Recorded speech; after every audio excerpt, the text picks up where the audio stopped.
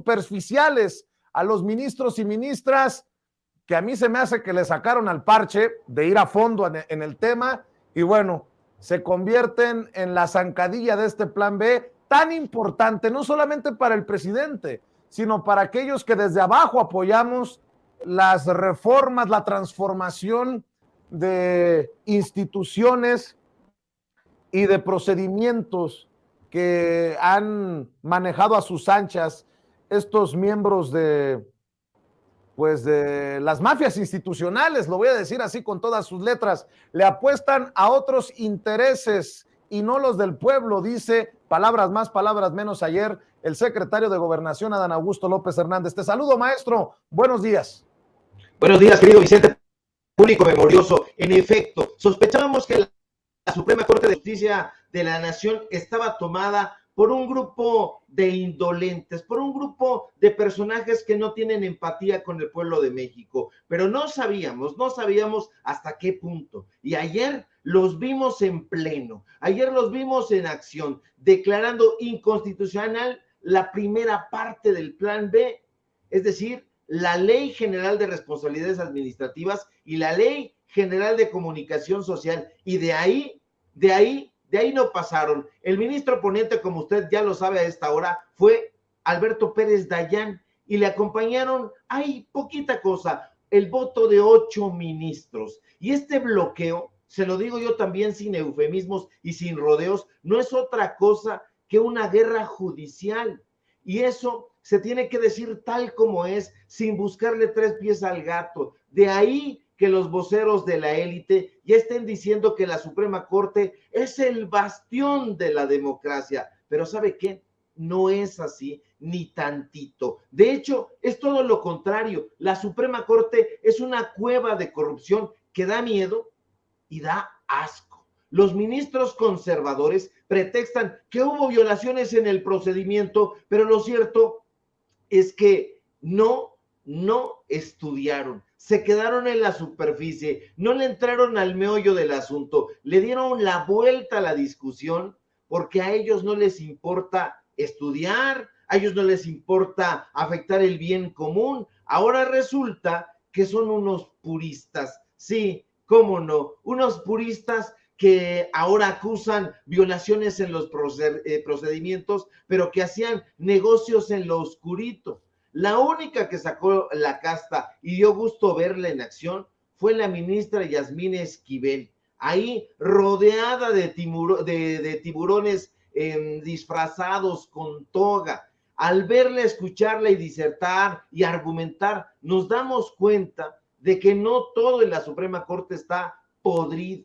Y al fin encontramos a una ministra, que decide velar por los intereses del pueblo. Y es que no se tocó el corazón, ni se anduvo por las ramas cuando le dijo al tribunal, a ese tribunal del cual forma ella parte, que no había hecho un estudio de fondo sobre el contenido. Y les dio durísimo cuando les recriminó que lo querían invalidar por supuestos vicios de procedimiento, pero los exhibió como burdos y superficiales magistrados que no son capaces de lo esencial. ¿Y qué es lo esencial?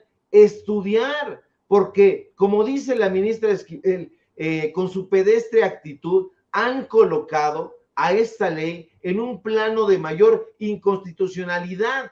¡Qué vergüenza ver que tenemos magistrados tan limitados y que se andan por las ramas, y todo para defender el statu quo! Porque estos ministros quieren que las cosas permanezcan como están. Porque estos ministros están para llorar. Quieren expulsar del orden jurídico, fíjese usted, una ley que no estudiaron ni comprenden. Y ayer lo decíamos, pensábamos que solamente eran Pascal, que solamente era Ciro, que solamente eran los periódicos del corporativismo, pero nos damos cuenta de que no son solamente estos opinólogos los que no entienden nada, sino los magistrados que no les pagaron suficiente a sus canchanchanes para que estudiaran, para que les dieran a comprender. No, les valió gorro. Y ahí es cuando nos damos cuenta de que se les cayó la máscara. Ahí es cuando nos damos cuenta de quiénes son y para quién trabajan. trabajan para el conservadurismo más recalcitrante y retrógrada y no para el bien del pueblo de México. No, esta corte no es la Suprema Corte de Justicia de la Nación, es la corte de los ilusos y de los corruptos. Son, salvo honrosas excepciones, una vergüenza absoluta para la historia de la Suprema Corte de Justicia de la Nación. Si viviera, imagínese usted, Ignacio Ramírez, Vicente Rivapalacio o Andrés Quintana Roo, quienes fueron ministros probos y defensores del pueblo, estarían avergonzados de esta generación de entreguistas y de golpistas. ¿Se imagina usted realmente que el enorme indio de Tixla, Ignacio Manuel Altamirano, que también fue ministro de la Suprema Corte, aprobaría la actitud de Norma Piña Hernández? ¿Usted cree que Sebastián Lerdo de Tejada o Benito Juárez, que también fueron ministros de la Suprema Corte, avalarían la actitud de Javier Lainez o la de Alfredo Gutiérrez Ortiz Mena? Por supuesto que no. Estos ministros son una auténtica vergüenza para el pueblo de México. Miren que no analizar el contenido de las normas reclamadas y aún así tener la cara dura de piedra para presentarse y obstaculizar una ley que beneficia a la gente, eso es tener el corazón y la mente podridos. Ahora, usted ya sabe quién es quién en la Suprema Corte y quiénes están en contra de la democracia y de la ciudadanía. Ahora sí, ya sabemos por qué Enrique Graue, el oftalmólogo viajero, está utilizando todos los recursos de la UNAM para desacreditar a la ministra Esquivel. No lo veíamos con tanta claridad, pero ayer nos ha quedado claro todo este asunto, querido Vicente Público Memorioso. Esta gente quiere desacreditar a la ministra Esquivel porque ha visto, y hasta eso sí lo ha visto con buen ojo, que ella está de parte de la transformación. Así como hay periodistas en contra de la transformación, así también hay magistrados en contra de la transformación. Y aquí está usted viendo en pantalla a una ministra a la que no le tembló la voz para decirles, en otras palabras, por supuesto, holgazanes y superficiales a esos 9 ministros que votaron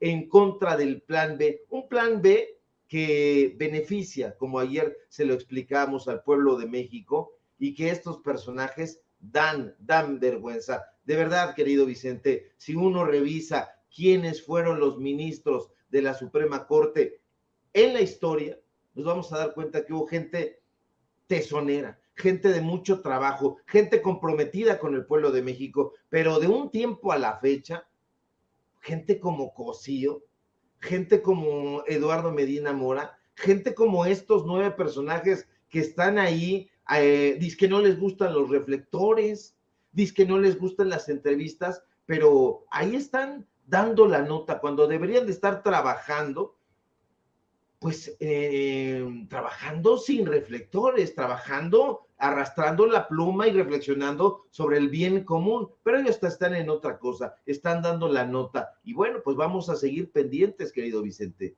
¿Qué percibes detrás de todo esto, Ricardo? Hace un rato hablaba de lo peligroso que podría resultar este camino, esta ruta que ha decidido seguir la Suprema Corte, los ministros y ministras de la Suprema Corte, con honrosas excepciones, rumbo al 2024, pero tú también ves detrás de estas decisiones el 2024, ¿qué ves?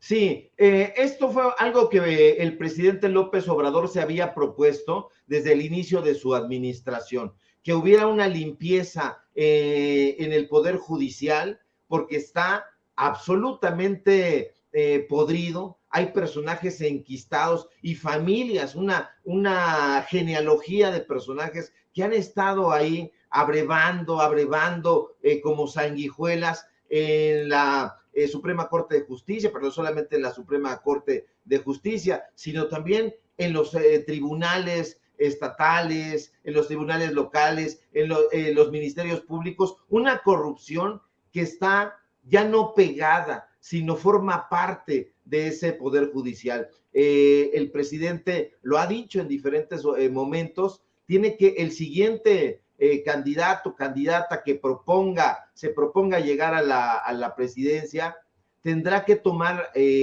cartas en el asunto y con una actitud bien comprometida. El presidente López Obrador ya no alcanzó a cumplimentar ese proyecto, pero definitivamente es algo que se queda en el tintero y que hoy lo estamos viendo. Hacia el final del sexenio del presidente López Obrador está arreciando la actitud conservadora de estos personajes. ¿Quién está detrás? Lo sabemos perfectamente, por eso está todo de la mano. Está Krause y sus negocios con la Suprema Corte, está Nexos y los negocios con la Suprema Corte. Acuérdese usted que la revista Nexos tiene ahí una sección que se llama el juego de la Corte, y justamente le hacen el juego a la Corte tras un dinerito, bonito dinero. Aquí en Sin Censura se lo platicamos, le presentamos ahí los documentos donde decía cuánto le pagó la Suprema Corte de Justicia a Nexos, Ciencia y Sociedad y Literatura. Así que no nos vengan. ¿Quién estará detrás? Pues estos personajes están detrás y eso se sabe muy bien. Entonces, ¿qué es lo que quieren imponer? Quieren imponer una élite que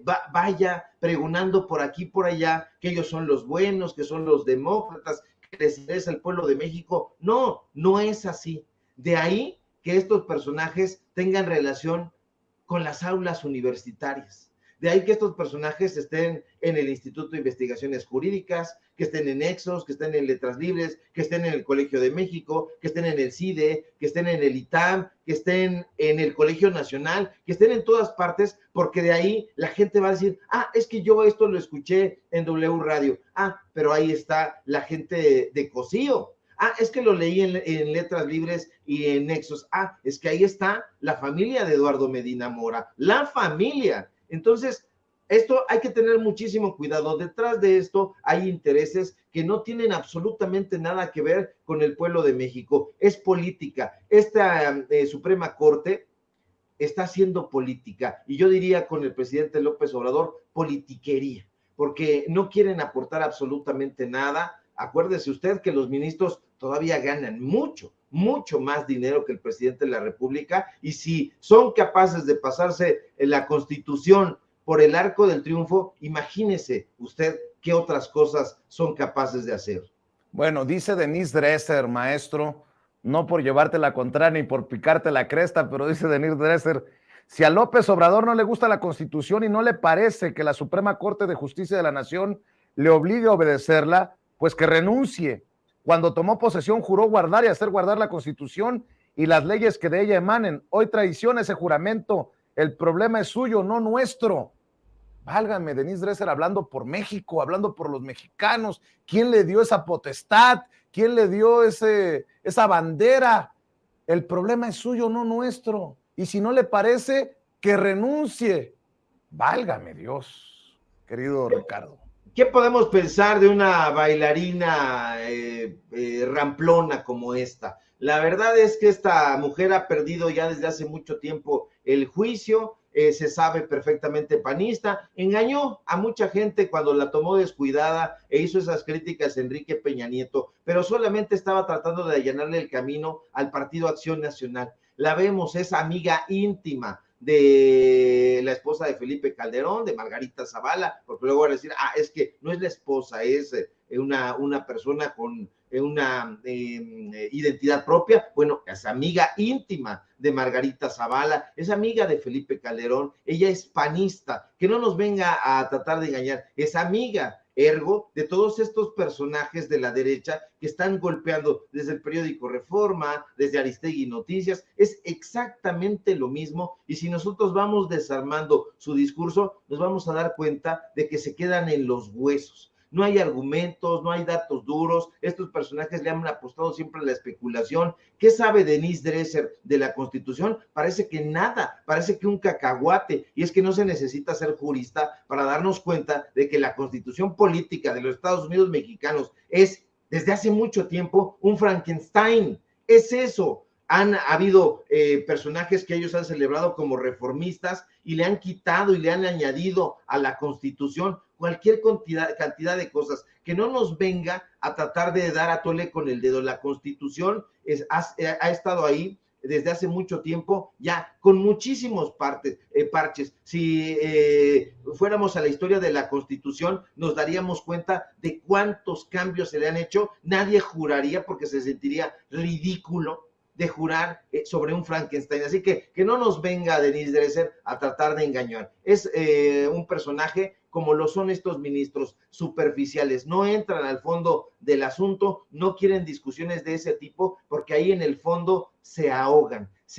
de ignorancia, están muy ocupados dando entrevistas, están muy ocupados tras los reflectores y no tienen tiempo de leer, y eso es sustancial en esta carrera, no solamente en el periodismo, sino en la carrera de los ministros. Imagínate que no lean y que se presenten y traten de argumentar que hay vicios en el procedimiento y que por eso no le pueden entrar. Eso es andarse con ambajes, eso es dar cuenta de que no estudian, y como han dicho los críticos de estos personajes, pobres políticos, pobres magistrados que lo conocen solo por encimita, todo.